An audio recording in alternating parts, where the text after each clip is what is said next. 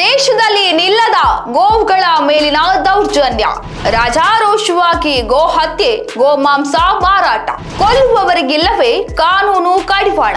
ಯಾವೆಲ್ಲ ರಾಜ್ಯದಲ್ಲಿ ಗೋ ಸಂರಕ್ಷಣಾ ಕಾನೂನುಗಳಿವೆ? ಈ ಎಲ್ಲ ವಿಚಾರವನ್ನ ತಿಳಿಯೋಣ. ಅದಕ್ಕೂ ಮುನ್ನ ನೀವಿನ್ನೂ ನಮ್ಮ ರಿತಮ್ ಕನ್ನಡ ಚಾನಲ್ ಅನ್ನ ಸಬ್ಸ್ಕ್ರೈಬ್ ಮಾಡಿಲ್ಲ ಅಂದ್ರೆ ಸಬ್ಸ್ಕ್ರೈಬ್ ಮಾಡಿ.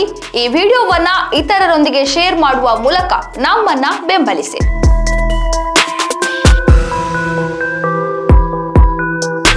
ವೀಕ್ಷಕರೇ, ಭಾರತದಲ್ಲಿ ಗೋವುಗಳಿಗೆ ವಿಶೇಷವಾದ ಸ್ಥಾನಮಾನವಿದೆ.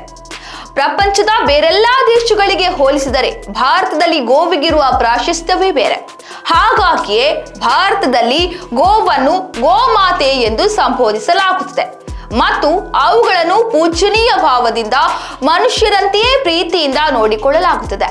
ಆದರೂ ಭಾರತದಲ್ಲಿ ಮುಗ್ಧ ಹಸುಗಳ ರಕ್ತ ದೋಕುಳಿಯಾಡುವ ಕೆಲವು ಮತಾಂಧರರು, ಕ್ರೂರಿಗಳು ಇದ್ದಾರೆ. ಅಸಂಖ್ಯಾತ ಹಿಂದೂಗಳ ಗೋಮಾತೆ ತನ್ನ ಜೀವನದ ಉದ್ದಕ್ಕೂ ಅಹಿಂಸೆಯಿಂದ ಬದುಕಿ ಮಾನವ ಕುಲಕ್ಕೆ ಅಮೃತ ಸಮಾನವಾದ ಹಾಲನ್ನ ಉಣಿಸುವ ಗೋವನ್ನು ಅಮಾನುಷವಾಗಿ ಕೊಲ್ಲುವವರು ಇದ್ದಾರೆ. ಗೋವುಗಳನ್ನು ಕಳ್ಳತನ ಮಾಡಿ ಅಥವಾ ಖರೀದಿ ಮಾಡಿ ಕಸಾಯಿಖಾನೆಗೆ ದಾರನೆ ಎಳೆದೊಯ್ದು ಕಟ್ಟಿ ಹಾಕಿ ಕೊತ ಕುದಿಯುವ ನೀರನ್ನ ಸುರಿದು ಬಳಿಕ ಕಸಾಯಿಖಾನೆಯಲ್ಲಿರುವ ಕಂಬಗಳಿಗೆ ಆ ಮುಕ್ತ ಜೀವಿಯ ಕಾಲುಗಳನ್ನ ನೇತು ಹಾಕಿ ಕಟ್ಟಿ ದೊಣ್ಣೆಯಲ್ಲಿ ಬಾರಿಸಿ ಚರ್ಮ ಸುಳಿದು ಅದಾದ ಬಳಿಕ ಮಾಂಸ ಮಾಡಿ ಹಾಲು ಉಣಿಸಿದ ತಾಯಿಯನ್ನೇ ಸೇವಿಸುವ ದುಷ್ಟರು ಈ ಪವಿತ್ರ ಭಾರತದಲ್ಲಿದ್ದಾರೆ. ಇಷ್ಟೆಲ್ಲ ನಿರ್ದಯವಾಗಿ ರಾಜಾರೋಷವಾಗಿ ಗೋವುಗಳನ್ನ ಕೊಲ್ಲುತ್ತಾರೆ ಎಂದಾದ್ರೆ ಭಾರತದಲ್ಲಿ ಗೋವಿನ ಸಂರಕ್ಷಣೆಗೆ ಯಾವುದೇ ಕಾನೂನು ಕ್ರಮಗಳೇ ಇಲ್ಲವಾ ಎಂಬ ಪ್ರಶ್ನೆ ತುಂಬಾ ಸಲ ನಿಮ್ಮನ್ನ ಕಾಡಿರಬಹುದು. ಖಂಡಿತವಾಗಿಯೂ ಅಂತಹ ಕಾನೂನುಗಳಿವೆ. ಆದ್ರೆ ಯಾವೆಲ್ಲ ರಾಜ್ಯಗಳಲ್ಲಿ ಗೋವುಗಳ ರಕ್ಷಣೆಗಾಗಿ ಯಾವ ರೀತಿಯ ಕಾನೂನುಗಳಿವೆ ಎಂಬುದರ ಮಾಹಿತಿಯನ್ನ ಇವತ್ತಿನ ವಿಡಿಯೋದಲ್ಲಿ ತಿಳಿದುಕೊಳ್ಳೋಣ. ಮೊದಲನೇದಾಗಿ, ಭಾರತದಲ್ಲಿ ಗೋವಂಶವನ್ನು ಕೆಂಪು, ಹಳದಿ ಮತ್ತು ಹಸಿರು ಎಂಬ 3 ವರ್ಗದಲ್ಲಿ ವಿಂಗಡಿಸಲಾಗಿದ್ದು ಅದಕ್ಕನುಸಾರವಾಗಿ ಆಯಾ ರಾಜ್ಯಗಳು ಕಾನೂನನ್ನ ರೂಪಿಸಿಕೊಂಡಿವೆ ಎನ್ನಲಾಗುತ್ತದೆ. ಭಾರತದಲ್ಲಿ ಕೆಂಪು ವರ್ಗ, ಹಳದಿ ವರ್ಗ ಮತ್ತು ಹಸಿರು ಎಂಬ 3 ವರ್ಗಗಳಲ್ಲಿ ಗೋವುಗಳನ್ನ ವಿಂಗಡಿಸಲಾಗಿದೆ. ಎಲ್ಲಾ ರೀತಿಯಲ್ಲೂ ಉಪಯುಕ್ತವಾದ ಗೋವಂಶವನ್ನು ಕೆಂಪು ವರ್ಗಕ್ಕೆ, ಎತ್ತುಗಳು, ಹೋರಿ, ಕೋಣ ಮತ್ತು ಎಮ್ಮೆಗಳನ್ನು ಹಳದಿ ವರ್ಗಕ್ಕೆ ಮತ್ತು ಹಸುಗಳು, ಎತ್ತುಗಳು, ಹೋರಿಗಳು ಮತ್ತು ಕೋಣ ಸೇರಿದಂತೆ ಸಂಪೂರ್ಣ ಗೋವಂಶವನ್ನು ಹಸಿರು ವರ್ಗಕ್ಕೆ ಸೇರಿಸಲಾಗಿದೆ. ಇದರ ಅನುಸಾರ ಕೆಂಪು ವರ್ಗದಲ್ಲಿರುವ ಗೋವುಗಳ ಹತ್ಯೆಗೆ ಹೆಚ್ಚಿನ ರಾಜ್ಯಗಳು ಅವಕಾಶವನ್ನು ಇಂದಿಗೂ ನೀಡಿಲ್ಲ. ಹಾಗೆಯೇ ಹಳದಿ ವರ್ಗದಲ್ಲಿರುವ ಗೋವುಗಳ ಹತ್ಯೆಯ ಮೇಲೆ ಕೆಲವು ರಾಜ್ಯಗಳಲ್ಲಿ ನಿಷೇಧವಿದ್ದರೆ ಇನ್ನು ಕೆಲವೊಂದು ರಾಜ್ಯಗಳಲ್ಲಿ ಹತ್ಯೆ ಮುಕ್ತವಾಗಿದೆ. ಕೊನೆಯದಾದ ಹಸಿರು ವರ್ಗದಲ್ಲಿರುವ ಗೋವಂಶದ ಹತ್ಯೆಗೆ ದೇಶಾದ್ಯಂತ ಕಾನೂನು ಚೌಕಟ್ಟಿನಲ್ಲಿ ಕೆಲವೆಡೆ ಅವಕಾಶ ನೀಡಲಾಗಿದ್ದು ಇನ್ನು ಕೆಲವೆಡೆ ನಿರ್ಬಂಧವನ್ನ ವಿಧಿಸಲಾಗಿದೆ. ಗೋ ಹತ್ಯೆ ಮತ್ತು ಅದರ ಸಂತತಿಯನ್ನ ತಡೆಯಲು ದೇಶದಲ್ಲಿ ಹಲವು ರಾಜ್ಯ ಸರ್ಕಾರಗಳು ಮತ್ತು ಕೇಂದ್ರಾಡಳಿತ ಪ್ರದೇಶಗಳು ಬೇರೆ ಬೇರೆ ರೀತಿಯ ಜಾನುವಾರು ಸಂರಕ್ಷಣೆಯ ಕಾನೂನನ್ನ ಜಾರಿಗೆ ತಂದಿವೆ.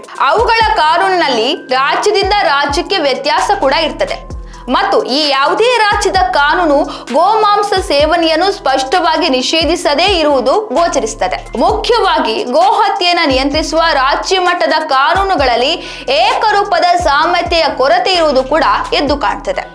ಭಾರತದ 18 ರಾಜ್ಯಗಳಲ್ಲಿ ಗೋಹತ್ಯೆ ನಿಷೇಧ ಕಾನೂನು ಜಾರಿಯಲ್ಲಿದ್ದರೆ 24 ರಾಜ್ಯಗಳಲ್ಲಿ ಪ್ರಸ್ತುತ ಗೋಹತ್ಯೆ ಅಥವಾ ಗೋಮಾಂಸ ಮಾರಾಟವನ್ನು ನಿಷೇಧಿಸುವ ವಿವಿಧ ನಿಬಂಧನೆಗಳಿವೆ. ಇನ್ನು ಕೆಲವು ರಾಜ್ಯಗಳಲ್ಲಿ 10 ರಿಂದ 14 ವರ್ಷದ ಗೋವುಗಳನ್ನು ಕಸಾಯಿಖಾನೆಗೆ ಕಳುಹಿಸುವ ಪದ್ಧತಿ ಕೂಡ ಇದೆ. ನಿರುಪಯೋಗಿ ಎನ್ನುವ ಗೋವುಗಳನ್ನು, ರೋಗದಿಂದ ಬಳಲುತ್ತಿರುವ ಗೋವುಗಳನ್ನ ಹತ್ಯೆ ಮಾಡುವ ನಿಯಮ ಸಡಿಲಿಕೆ ಕೂಡ ಕೆಲವು ರಾಜ್ಯಗಳಲ್ಲಿ ಇವೆ. ಹಾಗಾದ್ರೆ ಯಾವೆಲ್ಲ ರಾಜ್ಯಗಳಲ್ಲಿ ಗೋಹತ್ಯೆ ನಿಷೇಧ ಕಾನೂನು ಇಲ್ಲ ಎಂಬುದನ್ನು ನೋಡೋದಾದ್ರೆ ಕೇರಳ, ಪಶ್ಚಿಮ ಬಂಗಾಳ, ತಮಿಳುನಾಡು, ಒಡಿಶಾ, ಆಂಧ್ರ ಪ್ರದೇಶ, ಗೋವಾ, ಬಿಹಾರ, ಅರುಣಾಚಲ ಪ್ರದೇಶ, ಮಿಜೋರಾಂ, ಮೇಘಾಲಯ, ನಾಗಾಲ್ಯಾಂಡ್, ಲಕ್ಷದ್ವೀಪ, ತ್ರಿಪುರ, ಸಿಕ್ಕಿಂ ರಾಜ್ಯಗಳು. ಇನ್ನು ಯಾವ ರಾಜ್ಯದಲ್ಲಿ ಸಂಪೂರ್ಣ ಗೋಹತ್ಯೆ ನಿಷೇಧ ಕಾನೂನುಗಳಿವೆ ಎಂಬುದನ್ನು ನೋಡೋದಾದ್ರೆ ದೆಹಲಿ, ಗುಜರಾತ್, ಮಹಾರಾಷ್ಟ್ರ, ಮಧ್ಯಪ್ರದೇಶ, ಪಂಜಾಬ್, ರಾಜಸ್ಥಾನ ಮತ್ತು ಉತ್ತರ ಪ್ರದೇಶದಲ್ಲಿ ಗೋಹತ್ಯೆಯನ್ನು ನಿಷೇಧಿಸುವ ಕಠಿಣ ಕಾನೂನುಗಳಿವೆ. ಈ ರಾಜ್ಯಗಳಲ್ಲಿ ಎಲ್ಲಾ ವಯಸ್ಸಿನ ಹೋರಿ, ಎತ್ತು ಮತ್ತು ಗೋವಂಶದ ಸಂತತಿಯ ಹತ್ಯೆಯನ್ನು ಸಂಪೂರ್ಣವಾಗಿ ನಿಷೇಧಿಸಲಾಗಿದೆ. ಅಸ್ಸಾಂ ಮತ್ತು ಪಶ್ಚಿಮ ಬಂಗಾಳವು ಕ್ರಮವಾಗಿ 10 ಮತ್ತು 14 ವರ್ಷಕ್ಕಿಂತ ಮೇಲ್ಪಟ್ಟ ಹಸುಗಳ ಹತ್ಯೆಗೆ ಅನುಮತಿ ನೀಡಿವೆ. ಇತ್ತೀಚೆಗೆ ಅಸ್ಸಾಂ ಸರ್ಕಾರ ಈ ಕುರಿತಂತೆ ಮಸೂದೆಯೊಂದನ್ನು ತಂದು ಗೋಹತ್ಯೆಯಷ್ಟೇ ಅಲ್ಲದೆ ಗೋಮಾಂಸವನ್ನು ನಿಷೇಧಿಸುವ ಹೆಜ್ಜೆಯನ್ನಿಟ್ಟಿರುವುದು ಪ್ರಶಂಸನೀಯ. ಕೆಲವೊಂದು ರಾಜ್ಯಗಳು ಕರುಗಳ ಹತ್ಯೆಯನ್ನು ನಿಷೇಧಿಸಿವೆ. ಅವುಗಳು ಗಂಡು ಕರುವಾಗಿರಲಿ ಅಥವಾ ಹೆಣ್ಣು ಕರುವಾಗಿರಲಿ, ಎರಡರ ಹತ್ಯೆಗೂ ನಿಷೇಧವಿದೆ. ಅದರಲ್ಲೂ ಕೂಡ ಕರು ಎಂದು ಪರಿಗಣಿಸಲು ಬೇರೆ ಬೇರೆ ರಾಜ್ಯಗಳಲ್ಲಿ ಬೇರೆ ಬೇರೆ ವಯಸ್ಸಿನ ಮಿತಿಯನ್ನು ನಿಗದಿಪಡಿಸಲಾಗಿದೆ. ಬಿಹಾರ ಮತ್ತು ರಾಜಸ್ಥಾನವನ್ನು ಹೊರತುಪಡಿಸಿದರೆ ಕೆಲವೊಂದು ರಾಜ್ಯಗಳು ಕರುವಿನ ವಯಸ್ಸು 3 ವರ್ಷಕ್ಕಿಂತ ಕಡಿಮೆ ಎಂದು ಹೇಳಿವೆ.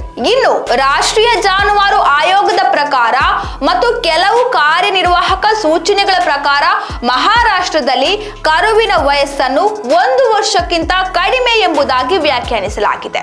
ಆದಾಗ್ಯೂ ಗೋಹತ್ಯೆ ನಿಷೇಧವಿರುವ ರಾಜ್ಯಗಳಾದ ದೆಹಲಿ, ಪುದುಚೇರಿ, ಪಂಜಾಬ್ ಮತ್ತು ಉತ್ತರ ಪ್ರದೇಶದಲ್ಲಿ ಗೋಹತ್ಯೆ ಮೇಲಿನ ರಾಜ್ಯ ಕಾನೂನುಗಳ ಉಲ್ಲಂಘನೆಯು ಕಾಗ್ನಿಸಬಲ್ ಮತ್ತು ಜಾಮೀನು ರಹಿತ ಅಪರಾಧಗಳಾಗಿವೆ.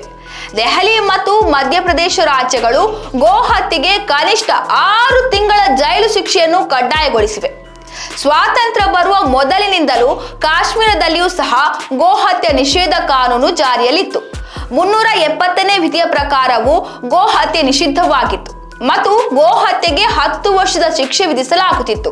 ಇಲ್ಲಿಯ ಅಂದ್ರೆ ಜಮ್ಮು ಕಾಶ್ಮೀರದ ಉಚ್ಚ ನ್ಯಾಯಾಲಯವು ಭಾರತೀಯ ಸಂವಿಧಾನದ 28, 51, 19ನೇ ಅನುಚ್ಛೇದದ ಪ್ರಕಾರ ಗೋ ಸಂರಕ್ಷಣೆಯು ಪ್ರತಿಯೊಬ್ಬ ಭಾರತೀಯ ನಾಗರಿಕನ ಆದ್ಯ ಕರ್ತವ್ಯವಾಗಿದೆ ಎಂಬುದಾಗಿ ಹೇಳಿತ್ತು.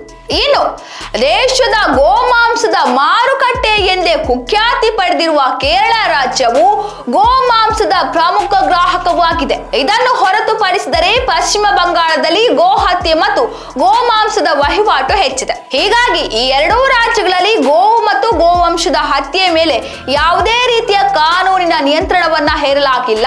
ಇದೇ ಕಾರಣಕ್ಕೆ ಈ ಎರಡೂ ರಾಜ್ಯಗಳಲ್ಲಿ ದೇಶದ ಎಲ್ಲೂ ನಡೆಯದಷ್ಟು ಗೋಹತ್ಯೆ ಇಂದಿಗೂ ನಡೆಯುತ್ತಿದೆ.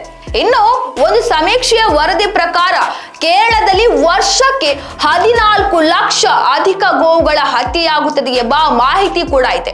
ಅದಕ್ಕಂತಲೇ ಪಕ್ಕದ ರಾಜ್ಯಗಳಾದ ತಮಿಳುನಾಡು, ಕರ್ನಾಟಕ, ಆಂಧ್ರ ಪ್ರದೇಶ ಮತ್ತು ತೆಲಂಗಾಣಗಳಿಂದ ಗೋವುಗಳನ್ನ ದೊಡ್ಡ ಪ್ರಮಾಣದಲ್ಲಿ ನಿಯಮಿತವಾಗಿ ಕೇರಳಕ್ಕೆ ಕಳ್ಳಸಾಗಣೆ ಮಾಡಲಾಗುತ್ತಿದೆ. ಇನ್ನು ನಮ್ಮ ರಾಜ್ಯ ಅಂದ್ರೆ ಕರ್ನಾಟಕವನ್ನ ನೋಡೋದಾದ್ರೆ ಕೆಲ ವರ್ಷಗಳ ಹಿಂದೆಯಷ್ಟೇ ಕರ್ನಾಟಕ ಜಾನುವಾರು ಹತ್ಯೆ ಪ್ರತಿಬಂಧಕ ಮತ್ತು ಸಂರಕ್ಷಣಾ ವಿಧೇಯಕ 2020 ಎಂಬ ಗೋಹತ್ಯೆ ನಿಷೇಧ ಕಾಯ್ದೆಯನ್ನ ಕರ್ನಾಟಕ ಸರ್ಕಾರ ಜಾರಿಗೆ ತಂದಿದೆ. ಇದರ ಪ್ರಕಾರ 13 ವರ್ಷದ ನಂತರ ಎಮ್ಮೆ ಮತ್ತು ಕೋಣಗಳನ್ನ ವಧಿಸಬಹುದಾಗಿದೆ.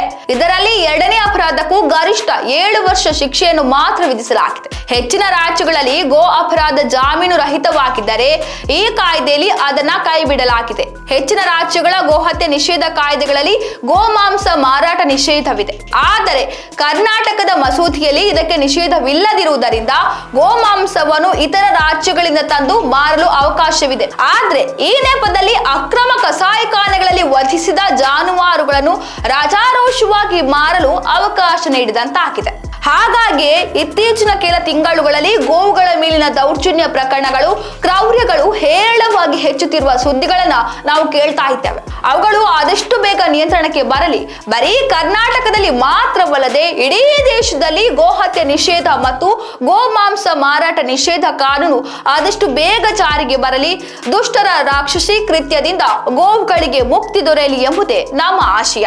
ಇದಾಗಿತ್ತು ಇವತ್ತಿನ ವಿಶೇಷ. ಇನ್ನಷ್ಟು ಹೆಚ್ಚಿನ ವಿಚಾರಗಳಿಗಾಗಿ ನೋಡ್ತಾ ಇರಿ ಅರ್ಧಂ ಕನ್ನಡ.